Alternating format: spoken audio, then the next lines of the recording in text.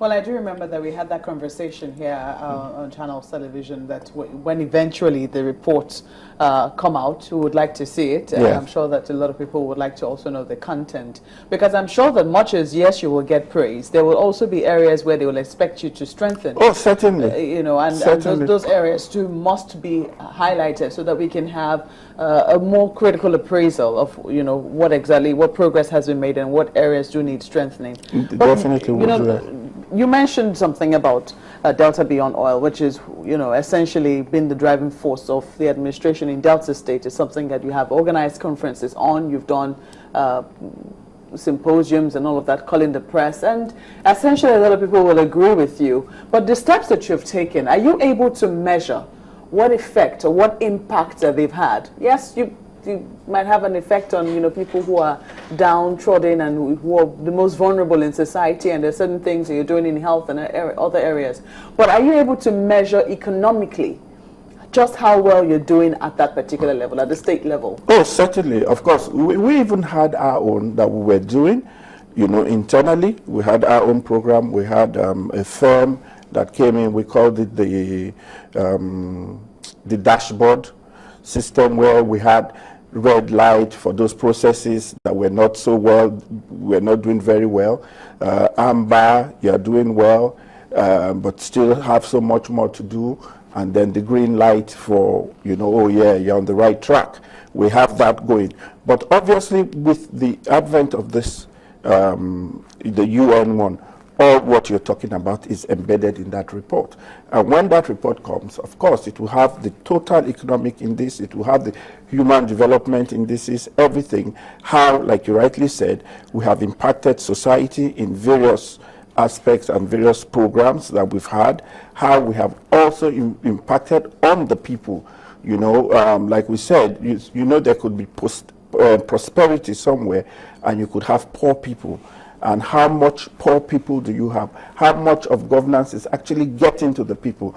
These are all the things I know that are going to be. I saw the massive big book. The assessor had it while he was doing the review. You know, he didn't give it to us, but, you know, I know that it was a comprehensive report, and all that will be in there, definitely.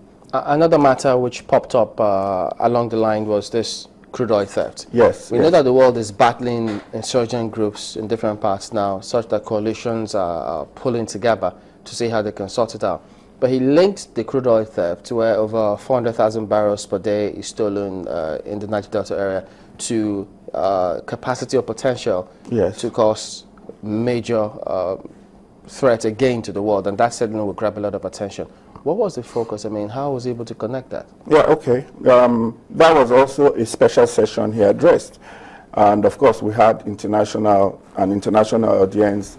There were particular areas like the FBI, you know, and those kind of governmental agencies that track monies, because of course we all know that crude oil theft, Boko Haram, which is insurgencies generally, they have all been identified as major threats to democracies anywhere in the world. And he came to give the perspective of Delta State and, of course, Nigeria as it were. And then also he is the chairman of that presidential committee on crude oil theft. And basically he identified what those threats really are and what we have done to be able to abate this thing, because it was really raging almost out of control. He identified about 5 major areas, if I can remember.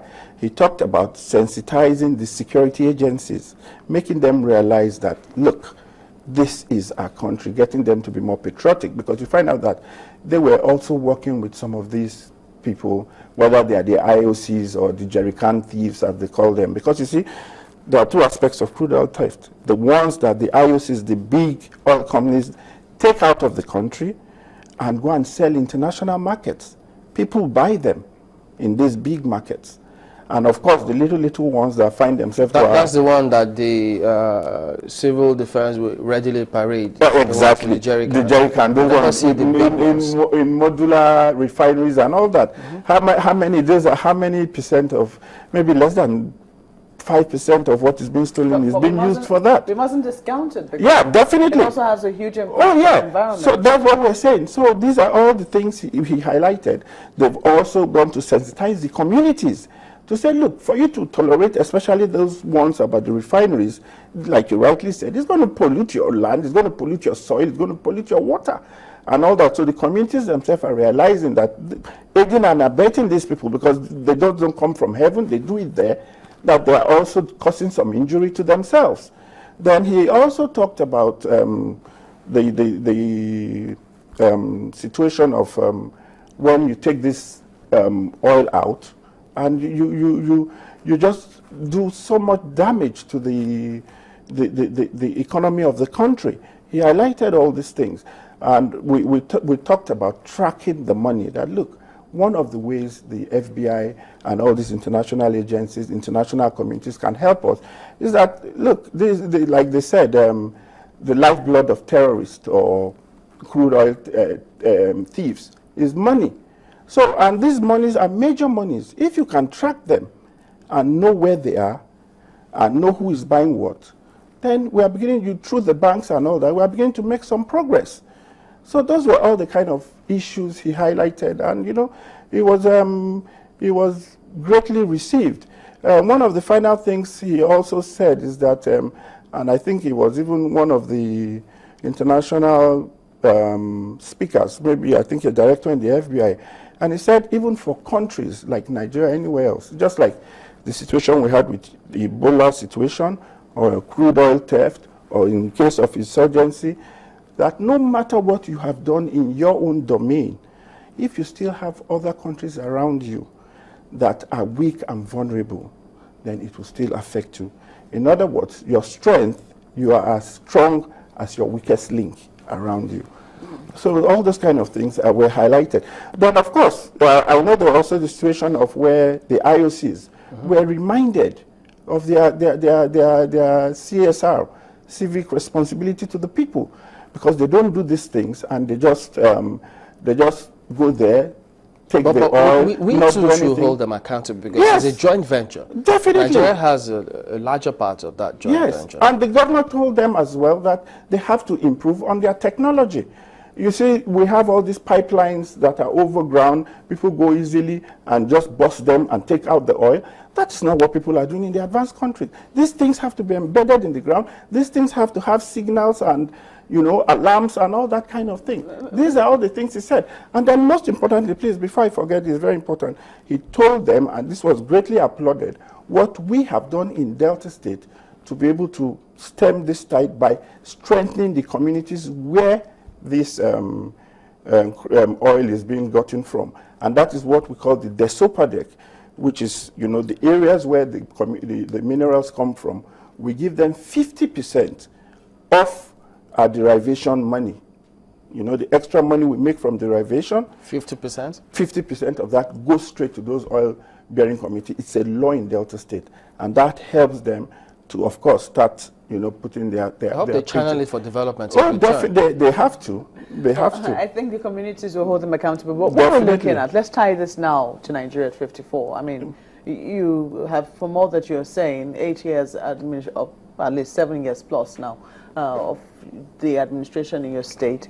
And, you seem to be trying to tidy up certain areas, and one would say that if we are all tidying up our little corners, our states as it were, then definitely it's progress for Nigeria. But as a leader, one who has observed certain things in your capacity as a commissioner, what is one area where you'd like to see Nigerians improve?